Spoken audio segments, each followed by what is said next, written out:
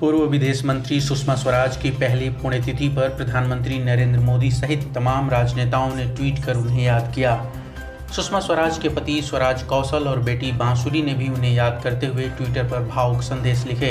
प्रधानमंत्री मोदी ने दिवंगत नेता को याद करते हुए लिखा, सुषमा जी को उनकी पहली पुण्यतिथि पर याद कर रहा हूं। उनके असामयिक और दुर्भाग्यपूर्ण निधन से कई लोग दुखी हुए हैं। उन्होंने निस्वार्थ भाव से भारत की सेवा की और वे विश्व मंच पर भारत के लिए एक मुखर आवाज थीं।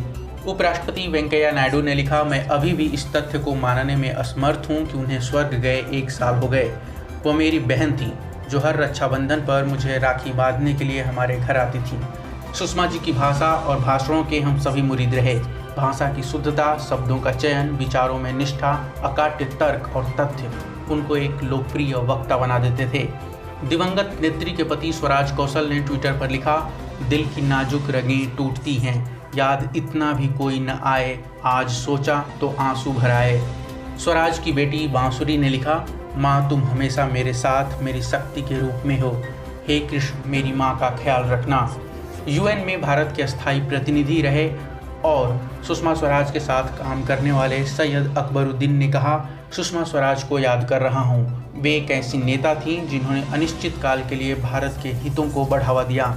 विदेश मंत्री एस जयशंकर ने पूर्व विदेश मंत्री को अपनी प्रेरणा बताते हुए कहा कि आज पहले से कहीं ज़्यादा उनकी याद आती है।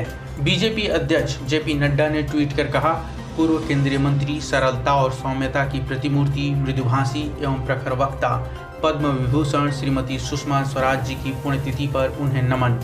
जेपी नड्डा ने कहा कि सुषमा स्वराज ने सदैव जनसेवा को ही प्राथमिकता दी। राष्ट्र निर्माण में उनके द्वारा किए गए कार्य और संघर्ष अविस्मरणीय रहेंगे। लाइक हो तो सब्सक्राइब करें और घंटी के बटन को दबाना ना भूलें।